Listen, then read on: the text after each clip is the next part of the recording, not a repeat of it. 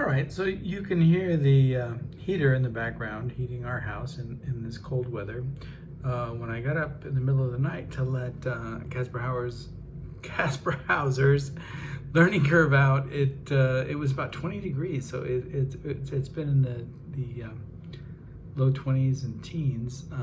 We haven't reached the single digits yet, to my knowledge, or I've just missed them by happenstance. But that noise in the background is our heater, and it's quite effective. So we're quite cozy and snug in our house. I thought I would read. I've never read this piece before. It's actually an essay I wrote, and I wrote it for Jerome Rothenberg's Poems and Poetics blog. The late Jerome Rothenberg, who had published a piece of mine. I'm reading this in relationship to, and in relation to, is it relationship or relation to? I'm not sure. Related is one of the words in here, and I should know its usage, or I'm pretending not to know its usage, and and that's part of the program too. So a little bit hard to say. But the reason that I want to read this today is because I read in one of the articles online, I don't even remember where. Hopefully it wasn't the Washington Post. I have to do something on the Washington Post and how the Washington Post dies in flames since Jeff Bezos is kicking everybody out as a result, trying to blame others for his own, response to the election,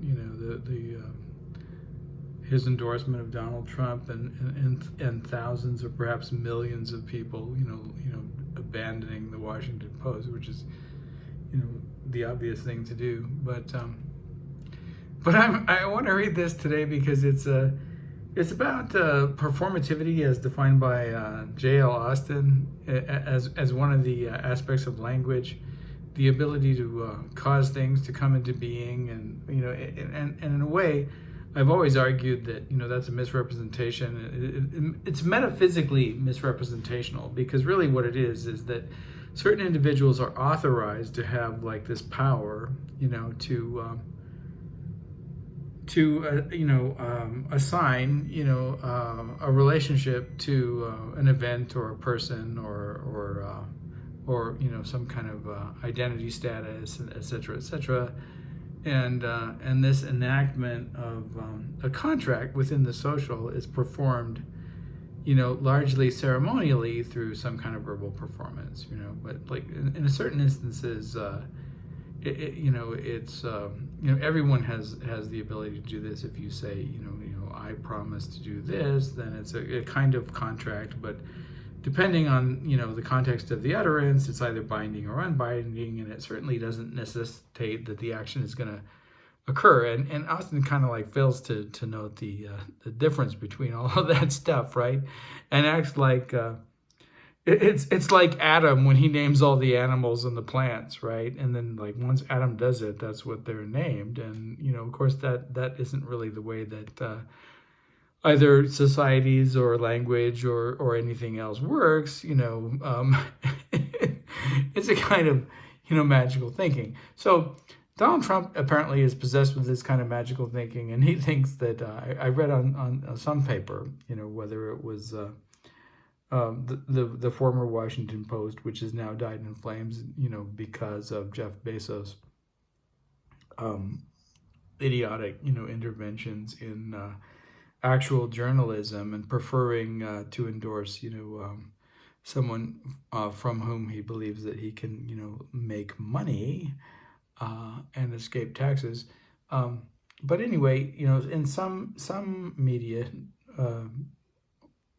journal or article, I read that Donald J. Trump, the president-elect, wants to rename the Gulf of Mexico the Gulf of America. And of course, this is like just, part and parcel to, and in keeping with, his anti-immigrant and racist, project, and his fascist project, and his narcissistic belief that he's one of these individuals who has the power to do anything, and that includes doing anything with words. And so, like, immediately when I saw this, I thought, of the first, the first section of this essay that I wrote.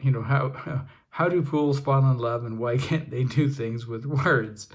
And Donald Trump's obviously the fool, and in this case, eventually you'll come to see that represents a kind of Humpty Dumpty figure.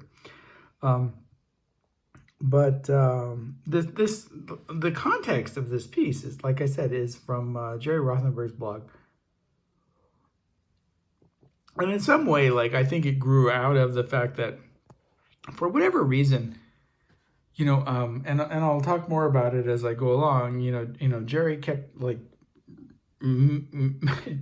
referring to one of the pieces that I wrote that he published a section of, or one or two sections of. I think just one, but he republished it twice. He kept referring to it as a labyrinth of visions, and I'm sorry. He kept referring to it as labyrinth of vision, and its real title is A Labyrinth of Vision, and that might seem trivial, but I kept sending Jerry, these emails. Like, I never actually like explicitly corrected the error, but I kept, so I'll go to the top. This is why I'm reading it from this, because it explains the context of the piece that I wrote, and like, who has the right, like, to rename something, or to decide what something is called, or to ignore what an actual title is, or also like to relineate, because we'll get there. But let's go to the top. So I'm gonna scroll up, because I actually wrote a few things, for Jerry's blog after he published the initial piece, like trying again and again and again, just to get him to see with his own eyes and hear with his own ears, without having to explicitly call attention to the fact that, he was making, these mistakes, and like assuming the power to name over something that he didn't have the power to name, which, like I said, this piece responds to. But we'll go up to the top. So this is Jerry's blog, and this is the journey of metaphor and remembrance in Labyrinth of Vision. So here's one of the examples in which Jerry refers to a labyrinth of visions as labyrinth of vision, right? And like, I kept telling him, okay, and then also this is mislineated. It's actually like, it's not a prose poem. I mean, I guess it could be interpreted as a prose poem, and you could relineate it, but that would be the author's, like, the author would have the authority to do that, not either, Jerry, who published the piece, or one of his, I don't know what, like, assistant lackeys, techno assistant lackeys. So I don't know whether it was one of Jerry's, techno assistant lackeys who took it upon himself to relineate the poem as a prose poem, which kind of like defeats the purpose of the dialogical nature of the poem, which like has this I and this you that goes back and forth. And also, like, just the way that I lined it, I wanted it to slow it down, right? So I guess the dialogical thing is kind of kept with the italicization here, like between the I and the you, and the past and the present. So, like, as a space-time traveler, I wanted there to be a past and a present. I didn't like try to put future tense in, because it gets complicated. But like switching back and forth, oscillating back and forth between past and present is it was a lot easier grammatically and syntactically than like allowing for future tenses. That's Fiverr in the background. I'm just gonna ignore him, because whatever's going on is going to continue going on, and like that's the way our world is, and you just have to ignore so much stuff, kind of like this, unless you try to do an intervention that doesn't work. So anyway, this is all like mislineated.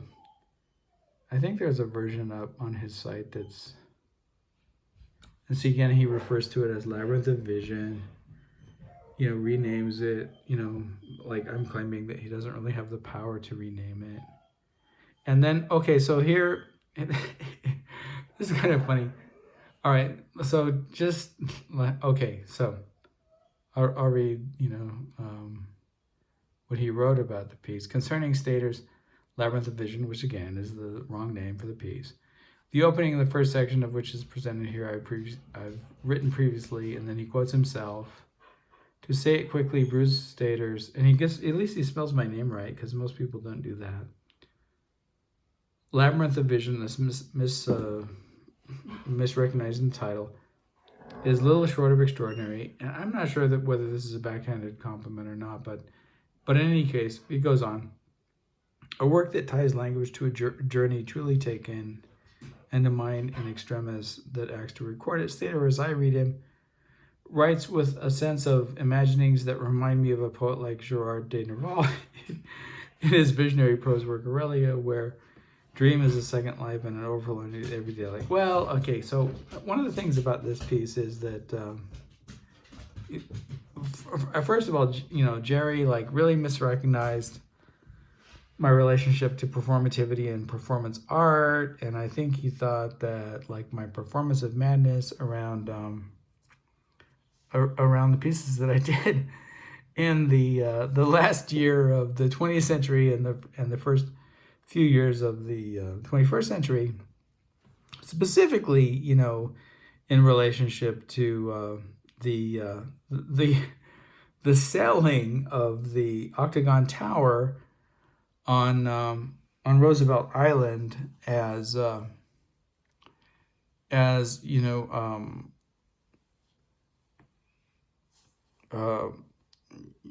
what's the right word?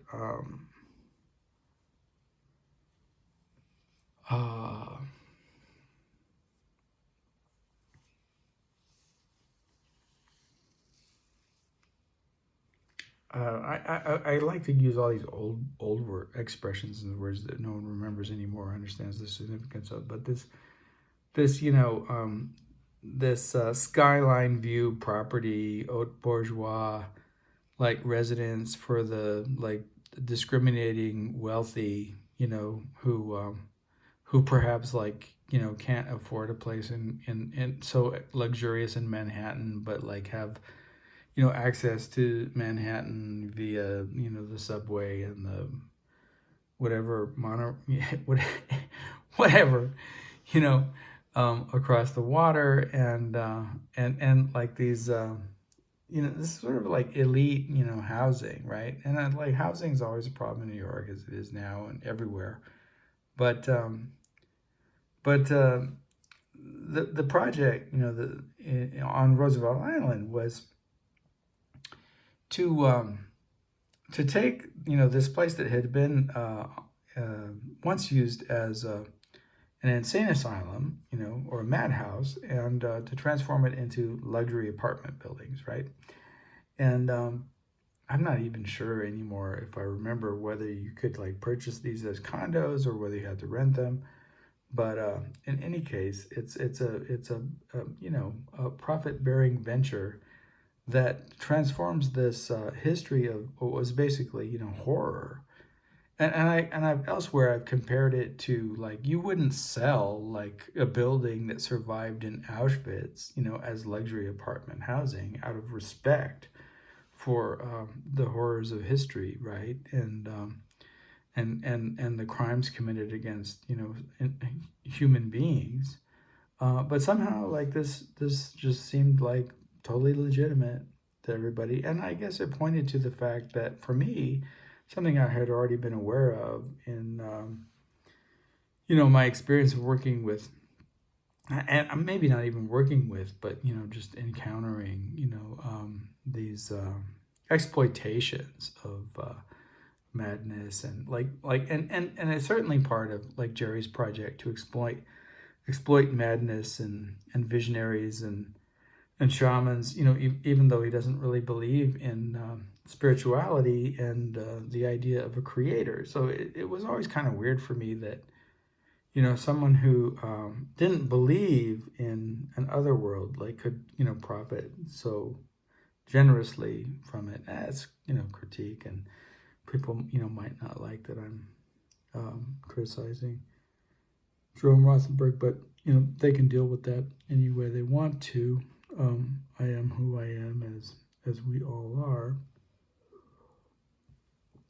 So, getting back to Girard and Duvall, I don't really think that Jerry ever completely understood that a labyrinth of visions, not labyrinth of vision, was a kind of parody of surrealism and a kind of parody of, symbolists like the French symbolist Girard de Nerval, and but not just a parody of the surrealists and the symbolists, but a parody of those like as I was kind of saying, like make a profit and exploit and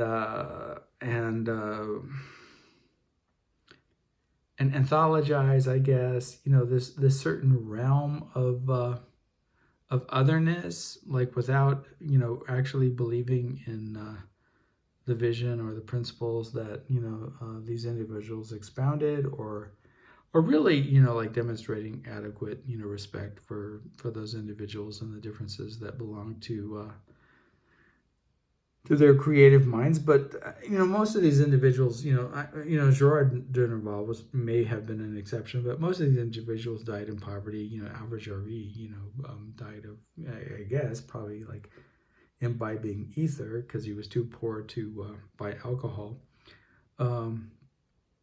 Anthony Artaud, died as a result of his incarcerations in various mental institutions, and so on and so on.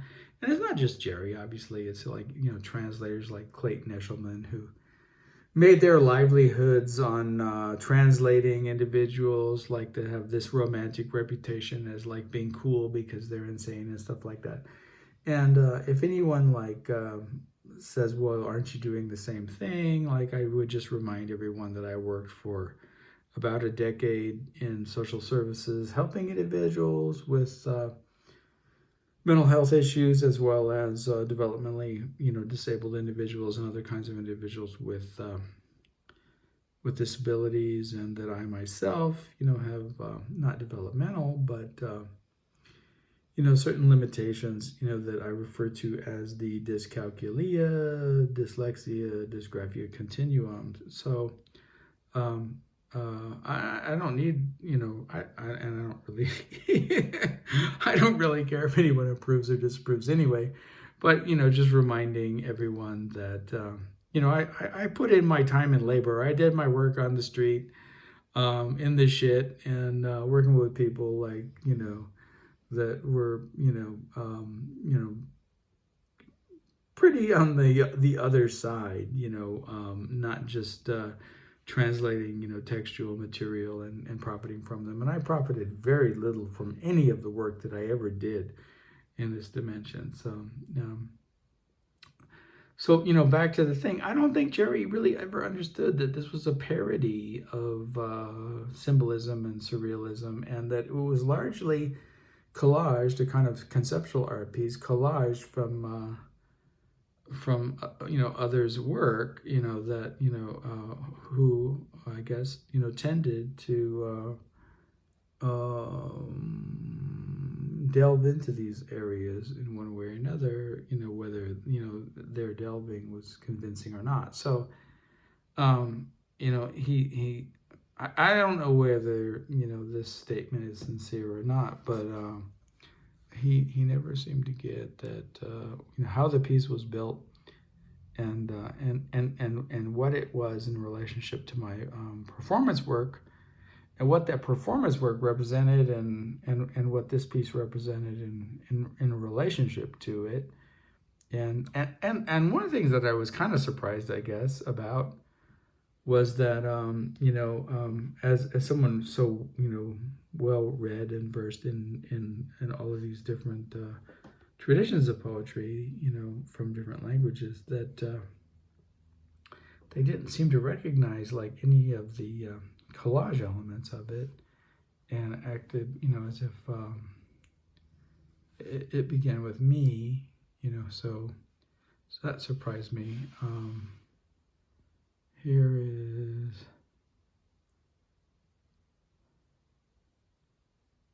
Here's I guess the the lineated version of it, the way that I presented it, and from my point of view, was authorized to present it as its, quote unquote author, I guess, in a certain sense, even though it was collage. But there was a lot of work that went on in the collage. I mean, there's probably an equal amount of creative writing. It's not all found text. It's just that it begins with found text, and then I transform it. So maybe it was hard to recognize it. I don't know. Some of the, like this part, I don't remember what the name of the author was, but Jerry used to like to give me volumes of books that he wasn't interested in, and some of the stuff was collage from those volumes that Jerry Rothenberg gave me. And this line I remember in particular was collage from one of the books that he gifted me with. Say it is the alchemical soup one swims through in a dream. So that maybe he didn't read that book. I'm not sure. So people give, like, if you're a famous poet, I guess, and a publisher, and publish anthologies, people give you stuff so that you'll publish them, whether you actually publish them or not. So here he talks about it again, Labyrinth of Vision, once again, the wrong name. And then, continues to... so it's interesting. So he actually quotes me saying, or Stater himself in still more specific terms, interesting to me that I began a labyrinth, and then he edited it, I guess, ellipsis. Now, I don't know why, is that intentional, so, the ellipses, like right here, refers to the rest of the thing called a labyrinth of visions. And then I guess, if I wrote that and he were quoting me, maybe it would be obvious and it would point too closely to the misrepresented title. It's very curious, in the same way that, David Anton asking, David Anton was another one of my professors at UCSD. It's very curious in the same way that David Anton asking me to sign his own letter of recommendation backwards, knowing that I was dysgraphic, was curious, or perhaps he didn't know. But you'd have to be pretty oblivious not to know. But anyway, it was interesting, and then I play it all out here in this performance, this verbal performance. And I really was hospitalized because that was part of the performance, so I really did spend time in Bellevue and in Metropolitan Hospital, and there was no longer any institution on Roosevelt Island, at the time that I did my work, or because it was being, turned into luxury apartments, or I would have tried to get in there. I guess I could have tried to get into the luxury apartments, and my justification would have been that I was crazy, but, that didn't play itself out in a way that, might have worked. Probably just didn't have the economic means of doing so, right? So anyway, so there, that ellipsis is there, and that makes it kind of curious because he's been misrepresenting the title, and then I tell him what the title is, but then he edits that out, or maybe one of his, lackeys edits it out. I'm not sure, but in my manuscript, it says A Labyrinth of Visions. There's some other stuff that we don't need to get into that try to help, motivate, the understanding of what's going on.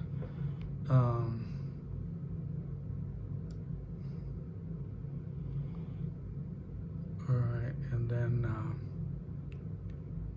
again, Labyrinth of Vision, he refers to it as, even though I keep trying to tell him. Let's see if there's another example in which I refer to a labyrinth of visions. I'm not sure. I kept possibility of becoming.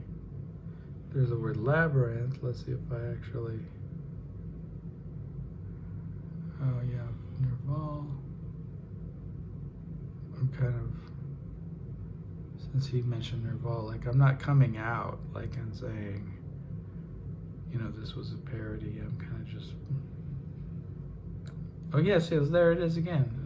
Well, yeah, that was, I guess it's the way he edited it the first time. With the ellipses. See if there's another reference to it. Claire and Arto. This is the one I'm going to read. Was there anything else? I'm not sure.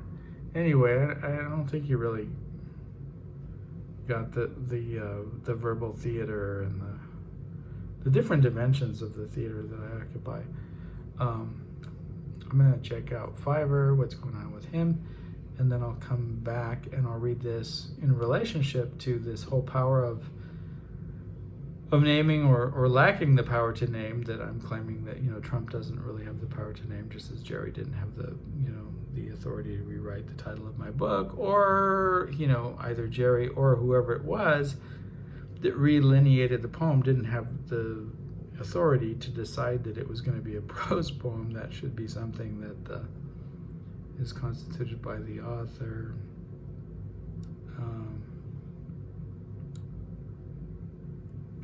Yeah, so I'm gonna check out 5, and then I'll come back and I'll read this piece. And like I said, it's the first time that I've ever read it, and the reason that I'm reading it from this page and not from, you know, my manuscripts, you know, it should be obvious already, but like it will become more obvious as I read it. So, all right, okay, so Fiverr has stopped barking for the time being. I don't know if he'll kick in again, but we'll see. Okay, so as either typographical errors or editing errors occur, to the best of my ability, you know, I'll note them. I'm probably gonna miss a lot of them because, as everyone who pays attention to my YouTube channel knows, I am dyslexic, and I will just read right over via the context, you know, most of the errors.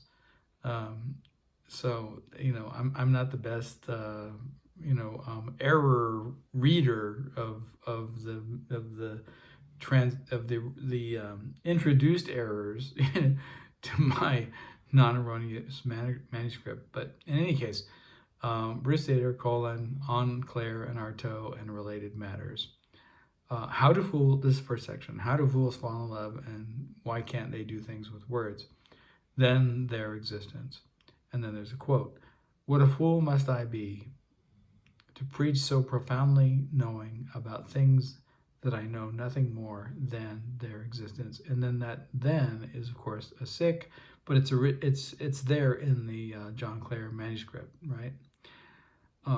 And that's why, you know, I chose it, because of the error and pointing to, I guess, the in my case, you know, an interesting relationship to the, you know, dyslexia and dysgraphia. And then I begin. Okay, so the first error, the first error occurs in the first line. So it says, already we discover ourselves in a world rift by gaps. And I guess the rift there is used as a verb, which, you know, is interesting. I do occasionally use, you know, nouns as verbs. But my manuscript reads, already we discover ourselves in a world of rifts and gaps, you know, and that's kind of interesting, because the rift, again, like drops out of the plural, but then it becomes a verb. So it's not unlike the renaming of a labyrinth of visions as labyrinth of vision, I guess. Gaps constituted by the transposition of vowels, by the indeterminacy of the sincere and the ingenuous. You know, and in my there's another one. So in my manuscript it reads, gaps constituted by the transposition of vowels, by the indeterminacy of the sincere and the disingenuous, by the indecidability between direct and indirect discourse. And like I say, I don't know whether, Jerry or one of his, technological assistants or, editors or helpers or, who, actually corrupted the manuscript, but the manuscript definitely did get corrupted. Nothing has quite yet been said. The reams, semicolon, the reams are poor, the themes destitute, making the locutions ill. And all of those terms are references to J.L. Austin and the way that he attempts to create a taxonomy for all of the elements of language, a kind of like a taxonomy of syntax on different levels, including on the level of the expression of language, like this meta level of language where he distinguishes between, language that, it makes a statement and language that enacts something and language that does, performs other duties, right? So, and then, on other levels as well. So he's kind of also a morphologist in a certain way, and as well as dealing with language on, trying to deal with language on higher levels. And like I said, whatever problems you have with him, he's it's quite interesting and recognizes certain, dimensions of language that, without, J.L. Austin, other interpretations of language, might have, been more, difficult. And he's definitely more of a structural and taxonomical thinker than someone like Wittgenstein, so that makes him kind of, from my point of view, tedious perhaps, but bizarrely interesting at the same time. So I'll read that sentence again. Nothing is quite yet been said, the reams are poor, the themes destitute, making the locutions ill. We expected nothing more or less. And then here comes the kind of I'll start being metaphorical and allegorical here. And this is where I guess it relates to Trump, but also to the exploitation of the mad and all this stuff that I was working with, within that period. And I think I still was in social services when I wrote this. So that's also kind of interesting because I'm occupying all these different positionalities within this discourse.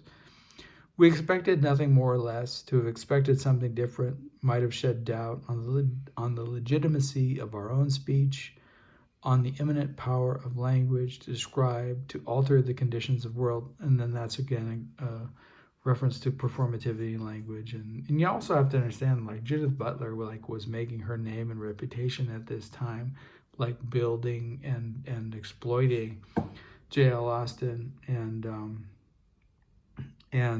misinterpreting it and transforming it into something else, and then people were very much interested in not understanding the distinction between performance and performativity at that time. So it all got kind of messy and muddy, but very fascinating to someone like me who had both studied Chomsky and transformational grammar based linguistics, and considered himself a performance artist, from the time I guess that I was in junior high school, or maybe much earlier than that.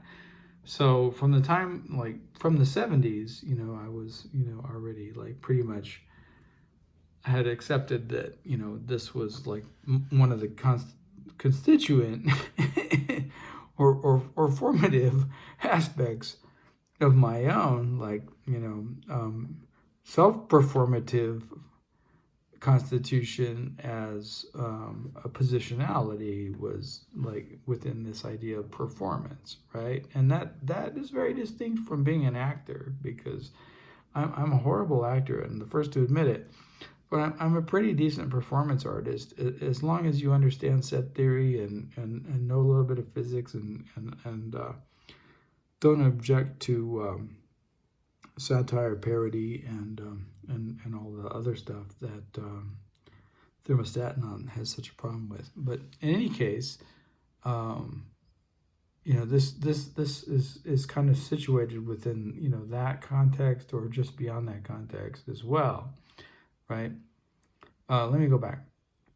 Nothing has quite yet been said. The reams are poor, the themes destitute, making the locutions ill.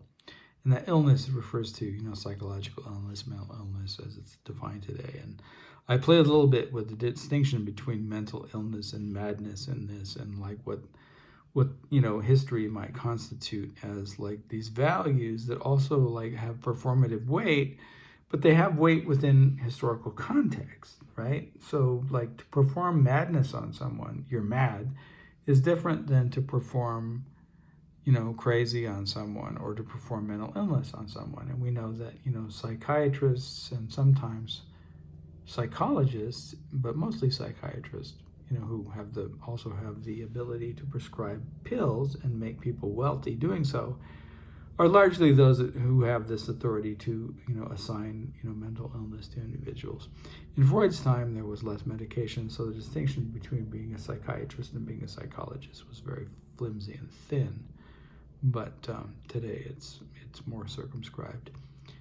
We expected nothing more or less. To have expected something different might have shed doubt on the legitimacy of our own speech, on the imminent power. And then, like, in the word imminent, what I'm describing is like this kind of imaginary imminent, like not just like, okay, the ship's captain can say that you're married, but that's just a social convention. It's not a power, right? So in the imminent power, I want to call attention to that language has an imminent power to describe, right? But perhaps not to alter the conditions of world, unless we accept it as such. And that's where the Donald Trump thing comes in, right? You don't have an imminent power to change the language. That's in the hands of children. Like at least that's what we learned in structural and post-structural, I don't know if you call it post-structural, but transformative, transformational grammar-based, Chomskyan linguistics, that it's the children who come to the language that like put these rules and regulations upon it, so that, that it has patterns that are easy to derive, and that's what syntax is, and that's what the rules of morphology are all about, and that's what the rules of phonology are all about, is establishing patterns that make the language and all of those values within the language easier to negotiate and understand. Because believe it or not, pattern speech, is easier to follow than non-pattern speech. We expected nothing more or less. To have expected something different might have shed doubt on the legitimacy of our own speech, the legitimacy of someone who can decide, what the Gulf of Mexico is going to be called. On the imminent power of language to describe and alter the conditions of the world. The conditions of the world. The condition of the world as now is that it's called the Gulf of Mexico. The conditions of the world. You don't, just because you're a narcissist and a tyrant and an authoritarian doesn't give you the right to change the world, right? But that's within the imaginary, right? That's part of the imaginary in which like this subject constitutes itself, that has all power and knowing and can do these things and act out like all of these abilities and transformations that don't belong to the subject, right? After all, isn't it reassuring to know that when the president, wow, and then we have the word president, declares war, it is so that our legitimated couplings are I'm talking about marriage, legitimated. And I'm poking fun, like, because like this has been a question, right? Like, who's allowed to get married? Like, and why does anyone other than the individuals involved in that like have anything to say about what's legitimate or not in that coupling? I mean, obviously there are some exceptions, like, children aren't ready for, aren't mature enough, for to have a sexual identity that's, properly and, legitimately and maturely formed. And so, that it makes sense that children are not allowed to marry or couple with adults, but consenting adults should be allowed, to do with their bodies what they will, or at least that, used to be an idea that belonged to, something that we once called freedom or liberty. Maybe perhaps not so much anymore. After all, isn't it reassuring to know that when the president declares war, it is so, right? Like this magical ability, snap, and it's done, that our legitimated couplings, and so now you get what that is, are authorized by states, clergy, and ship's captains, again, those who have the power to perform these performative gestures, that our madmen are properly recognized by institutions capable of marking difference between the one and the other, meaning that, and this was very much my experience when I played out all of these roles within like this construction of this social construction of madness, that individuals like to use madness or crazy, and you can kind of track them. If someone says that you're crazy, it means like a few things. It means don't listen to him. It means that person has no rights. It means I'm afraid of that person, but I'm not willing to admit that I'm afraid of that person. So I'm going to use this marker that tells you, this individual doesn't belong to humanity. It's quite insulting. And individuals who have no idea what madness is or performativity is or craziness is are the ones that are the most eager to use these words.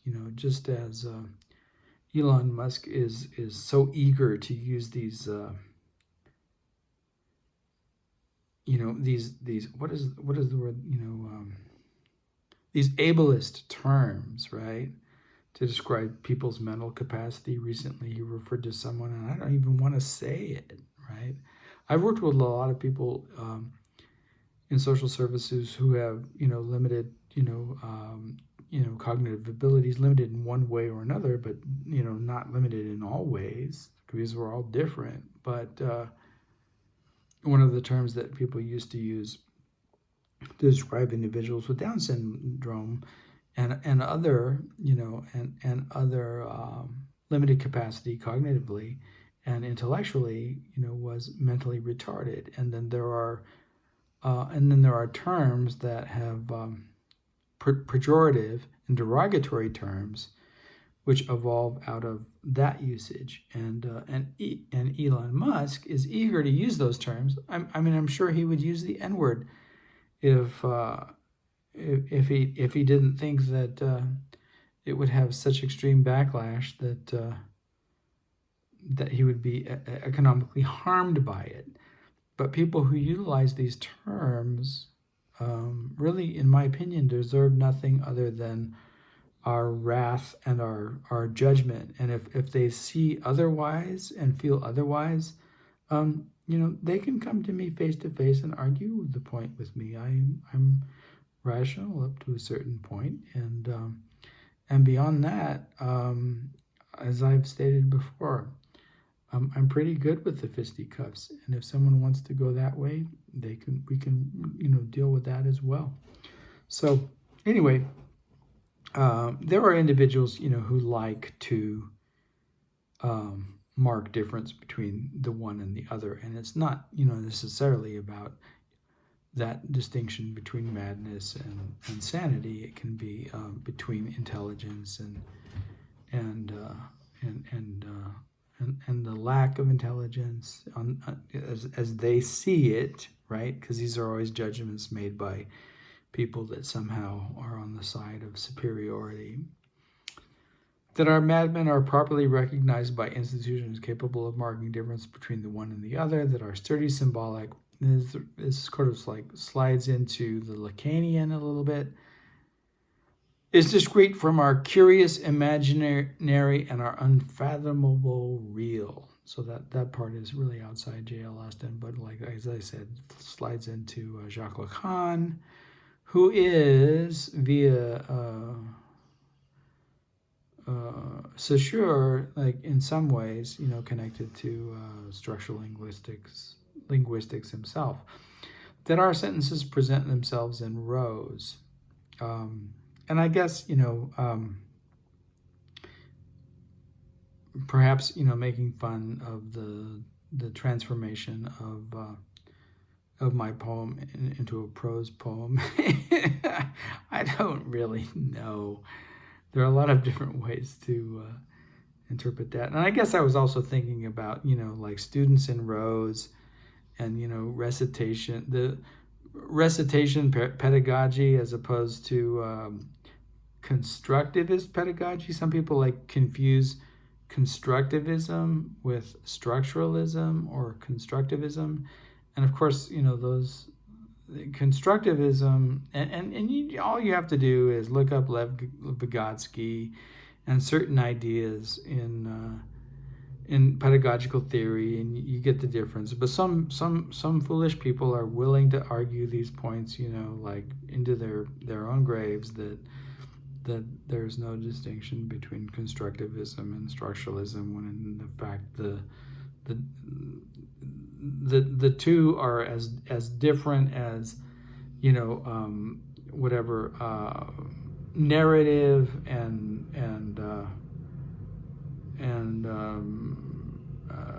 rhyme, right? Like you can do narrative in rhymed form, you can do narrative without rhyme, you can rhyme without being narrative. Noun, bound, sound, wound, is not narrative. I mean, they're completely independent and discrete, and they may cross over, but that has nothing to do with like defining one from the other. But anyway, look up Lev Vygotsky. If you don't believe me, I'm not going to argue the point.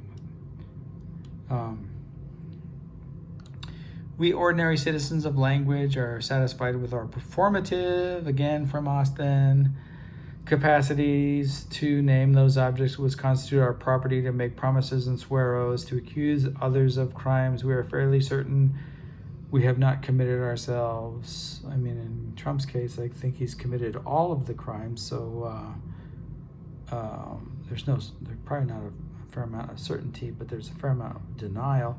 To constitute meaning in a sane and sensible manner. Of course, I'm using sarcasm and parody and irony in all of this. I think that should be obvious, but I need to point it out apparently for intelligences such as Thermostatanon. According to the customs of our syntaxes and grammars, and since differences between things are necessary to make them so, we are most grateful for our fools. And what I'm referring to here is like we're grateful for our fools because they allow us to believe and to constitute ourselves as sane. But we live in a world in which a fascist, narcissist, malignant fascist, narcissist, racist, rapist, bigot, misogynist, grifter has just been elected president, whose means of gaining the respect of the masses of the electorate, right, involves name calling and stupidity. So how sane really are we here in the United States?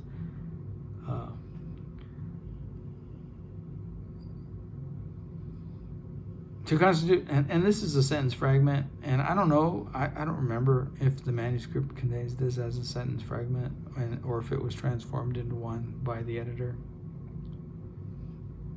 Should there be a comma there and it goes on as a kind of run-on sentence?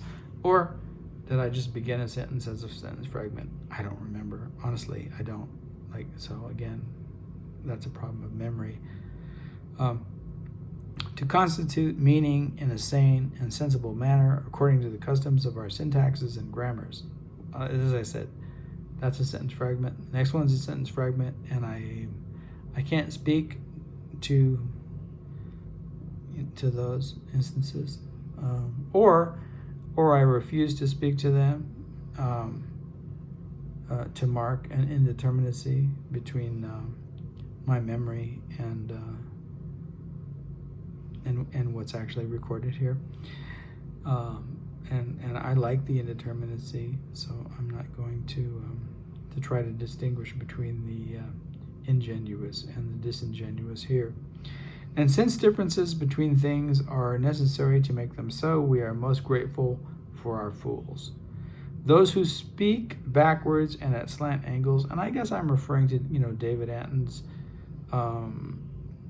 suggestion that I sign his name backwards on the envelope, that he was two sentences or three that he wrote for me after years of working with him as a recommendation, and then typed rather poorly, and handed me and asked me to put in an envelope on my own and sign backwards, because that's the way that letters of recommendations work.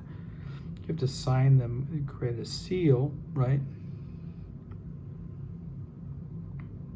And so that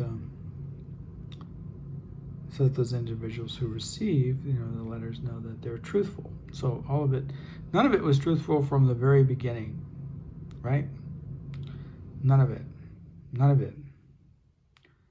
So what is truthful for those who have authority to speak? And who are the fools that are subject, to such authority? And since differences between things are necessary to make them so, we are most grateful for our fools. And I guess in this instance, I'm referring to myself. Those who speak or perhaps write backwards and at slant angles remind us of who we are. And of course, I'm being ironic and insincere, because I don't belong to that category. And ensure the standard of our truths. It's impossible to imagine a world in which our humanity could continue to exist without the possession of its sanity, without such a conceptualization. It was therefore our first categorical imperative, reference to Immanuel Kant, to create the condition of madness in order to authorize the necessary separation. And of course, the categorical imperative in this instance is a speech act, right? Is a performativity. For this purpose, we invented the performative speech act, which has proved to be useful in other dimensions as well. See above. So once again, we are grateful for our fools, those whose speech we have made meaningless with the power our words have to name what we do not understand, like the Gulf of America, and cannot accept as hollow, empty, and nonsensical. That such actions are in fact nonsensical. With the power of our words, we have to rob others of their own power with words. 2. Repeating, remembering, hearing the fool. Is there repetition or is there insistence? I am inclined to believe there is no such thing as repetition. So basically, Stein is saying that if you repeat something, you're emphasizing it, right? So basically what Stein is saying is if you repeat something, you're emphasizing it, right? So I put up kind of like on the sly a piece. Not really on the sly, but I put up a playlist, I guess, that's called Notes Towards a Poetics of the Betwixt and Between, or a title, if I'm misremembering the title, it's something like that. And then I moved one of the pieces, which is called Rock, Paper, Scissors, String, and there's a moment in that rock, paper, scissors, string when the exact same instance of naming the rock, paper, scissors, string is repeated in exactly the same way. So Gertrude Stein would say that repeating isn't a repetition, right? It's an emphasis of that particular moment in the piece. And, I could say that I did that in advance of a broken arm in relationship to the reading of this piece and take credit for it. Or I could say that it's an accident, and it has another value, and that I just brought it into this discourse. And then that's up to my listeners and to readers to decide, how accurate and reliable, my narrative is as witness. And there are certain ways to determine that, and I deal a lot, with those ways in what I do on my YouTube channel, and some of the ways should be obvious, for those who are discerning and rational, and have means at their disposal, to make determinations, to determine truth from fallacy, and to do the research and to do the work required in checking the information, and all of that. And I think that belongs to all of us in this age of disinformation and this age of too much information and perhaps too much uncertainty.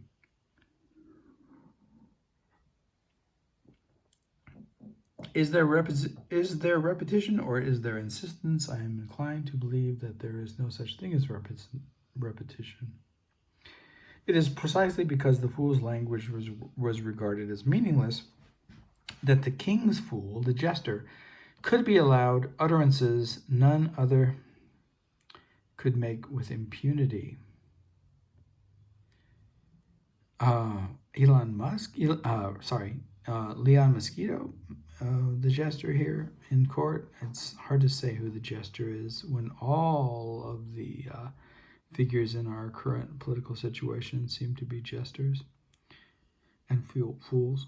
Thus, nonsense, which was never singularly nonsensical, the linguistic domain of the socially disenfranchised. Now, referring back to the insane, but other misusers of language. Yogi Berra, look up Yogi Berra on a Contract and Feed Through Theta's YouTube site. There's a really good piece on Yogi Berra and malapropism. So I'm including, I guess, thinking about malapropism as well as being like an example of the socially disenfranchised, in the social linguistic domain of the socially disenfranchised, and that would include dyslexics and dysgraphics as well as the mad, right? And like moving towards Hamlet, because really thinking about like the way Hamlet's language is really bizarre. Not a lot of people, not a lot of literary critics really point to this, but like the madness is as much bizarre language as it is bizarre behavior. And so it really creates this interesting thing about Shakespeare playing out like the relationship between language as bizarre behavior versus poetry and the socially disenfranchised, or what could be interpreted as the need of some to socially disenfranchise others. Thus, nonsense, which was never singularly nonsensical, the linguistic domain of the socially disenfranchised, could reemerge as a force to be reckoned with, because who other than the fool? And again, why is there a period there and then the sentence fragment? And even I recognize it, which suggests to me that the manuscript didn't have it, like, unless it was intentional. I was trying to like spell something out with these sentences, but I don't recall like that being the case. So I wonder if the crazy editor, Jerry's crazy editor did this, or what went on. It's another example of transforming a labyrinth of visions into labyrinth of vision. For whatever reason. I mean, I didn't even understand why that's better poetically, right? Like, I don't really get it. It's probably got fewer letters in it, but that doesn't make it better.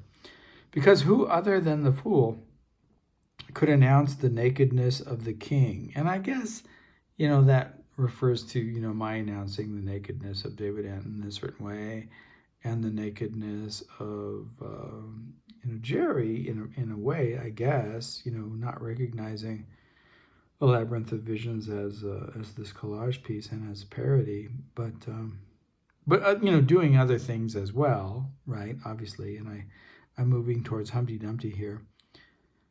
Certainly not his counselors, whose positions of power always placed them in jeopardy. Foolishness could become the only truly significant vessel for social transformation, however marginal it might appear. In fact, such liminality is essential to its function. A liminality sharing the indeterminacy of quarks possessed with strangeness and charm. Of course, I'm referring to the future of our project as space-time travel, and how appropriate it is to refer to a future of space-time travel from this moment in the past. Essentially elusive and calculatedly deceptive. So this, calculation of deception in the performance of language. The fool's performance constitutes a complex exchange of knowing and unknowing, so ingenuousness and disingenuousness, masking and unmasking, lying through truths and truth-telling through the fabrication of lies.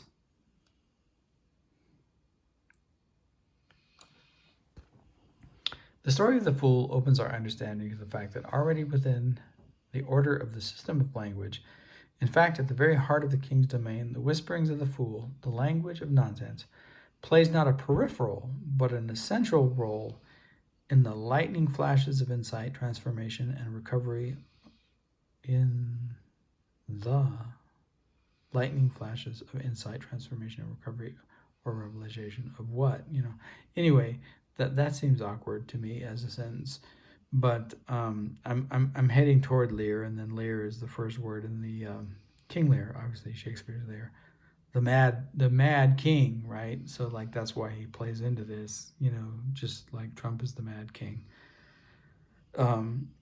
Lear's fool, Trump's fool, accompanies him through the storm on the heath.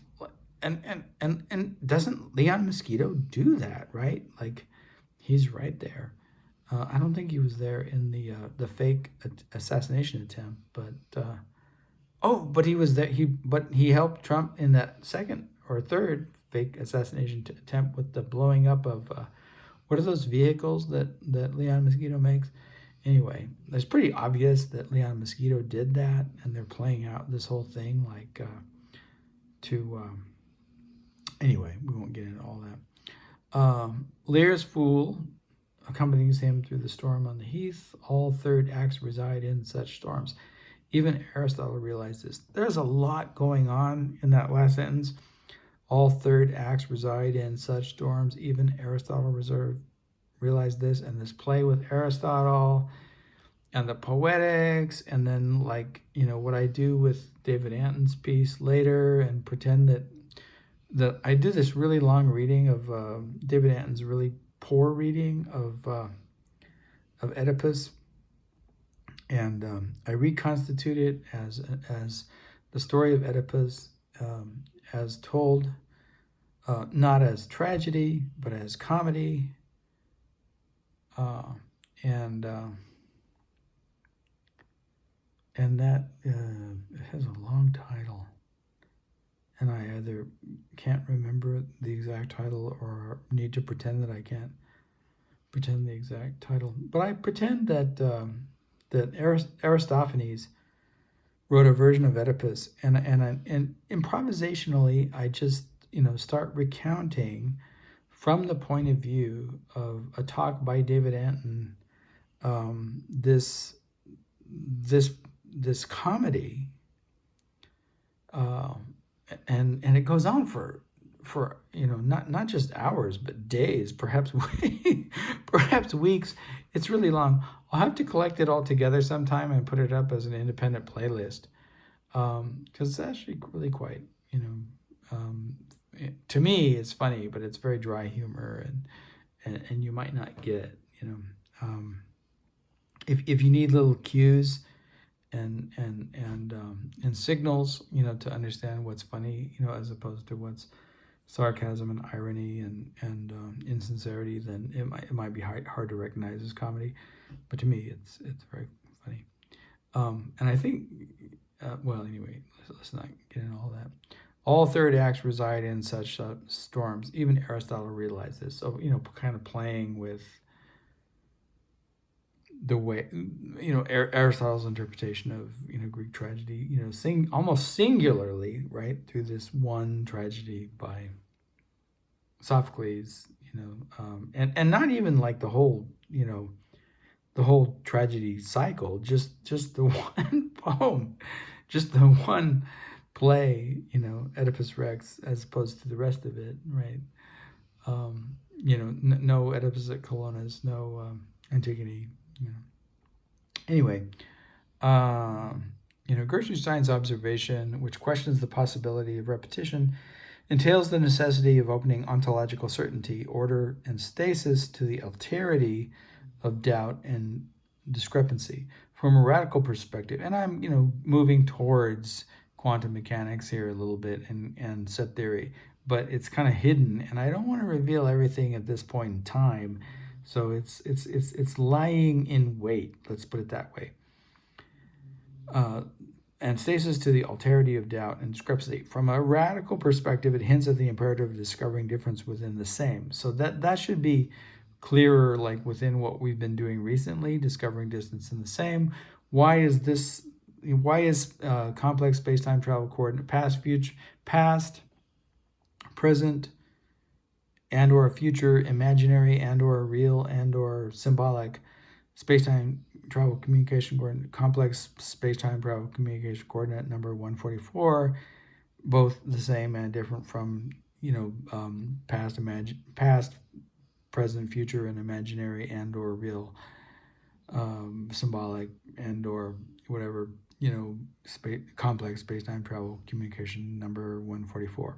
And the answer is obvious, right? Because I've added time in a certain way, and the answer is not so obvious because of other aspects of quantum mechanics, but that all can be understood and discerned, within time, and through discovery and discrimination, right? So that's part of what we do.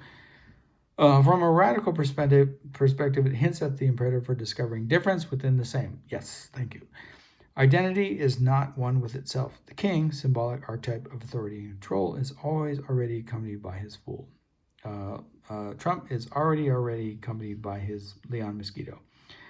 Stands upon his back, or, Rupert Murdoch, or whatever. And whether Trump is the fool and Rupert Murdoch is the king, or Rupert Murdoch is the king and Trump is the fool, or is that the same thing? Doesn't much matter. Stands upon his back and shoulders, insisted by him like a growth, right? Like a cancer from within, like it's an internal cancer of Leon Mosquito. His identity is the product of an internal, not an external rift. Okay, and here the word is used properly, but weird, like there's an ellipsis. So like these ellipses, like, is that editing on the part of Jerry's insane editor or what? I don't know, or maybe it was me there. I mean, because it's a round rift, I start to question it, right? Because I know that was not in my manuscript because I looked it up. Some of this other stuff I didn't look up. It's just the stuff that, really stuck out to me. And I should have looked up those sentence fragments too, but I didn't.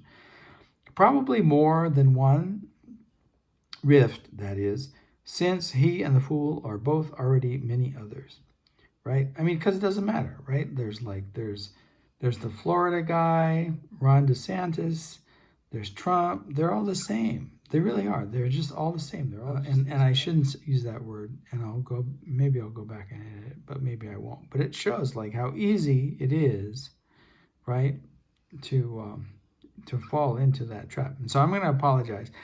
Leon Mosquito will never apologize for his slur, but I will apologize for mine. And when I use the word, I just mean that I don't mean to be offensive. I'm just I'm sincerely I am sincerely overwhelmed by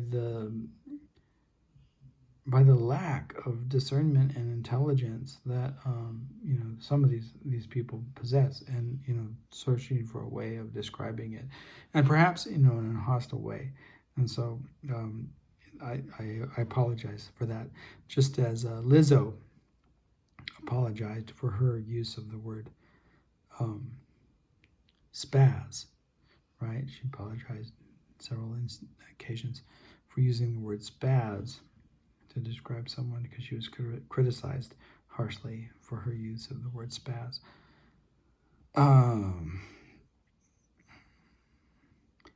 His identity is the product of an internal, not an external rift. Ellipses, probably more than one, since he and the fool are both already many others, like Walt Whitman. Do I contradict myself? To ignore or dismiss this rift, again used as a noun when properly, at the core of being is to become the proponent of repetition in each of its myriad forms. Our casual repetition of incompletely understood words, our solicitous repetition of conventional forms and structures, our accompanying repetition of favorite anecdotes, recipes, and jokes, and our more serious repetitions of cycles of despair and eternal return, of traumas and endlessly repeated attempts to elude or fulfill our manufactured desires. And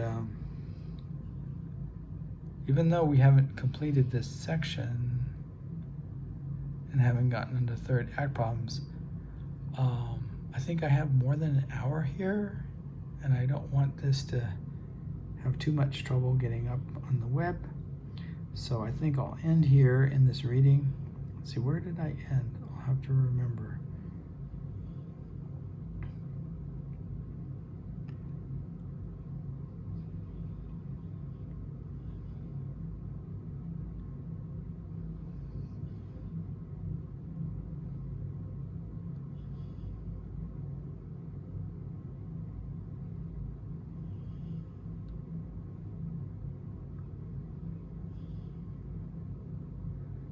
Okay, so I ended at right before I get to Lewis Carroll, Alice in Wonderland, Humpty Dumpty. That should be easy to remember, and the Jabberwock.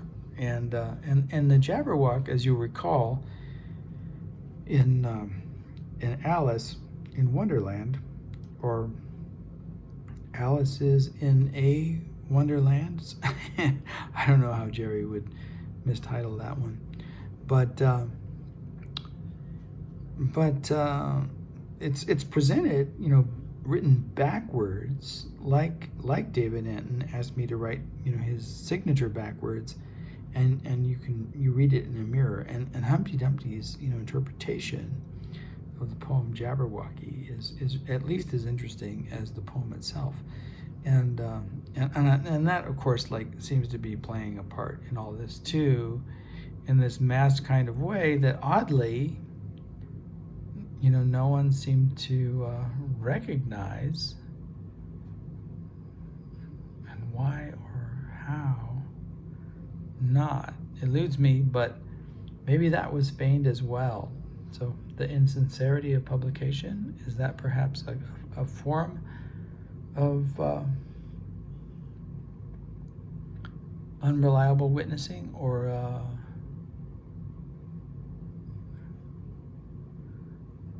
dissembling, or rhetorical deception, perhaps? Not sure. In any case, we'll end here for now, and then in honor of Donald Trump's renaming the Gulf of America, the Gulf of Mexico, the Gulf of America. See, I'm actually doing it already. I'm calling it the Gulf of America. I'm participating in the fascist reactionary mobility of the authoritarian naming project. And I didn't even mean to. So we'll come back here, and I think the first line is, what does it mean that the most famous example of nonsense verse in the English language begins and ends with the self-same stanza, as in the eternal return? So that should be easy to remember where to begin, even though it's within this section that we haven't completed. All right, that's it.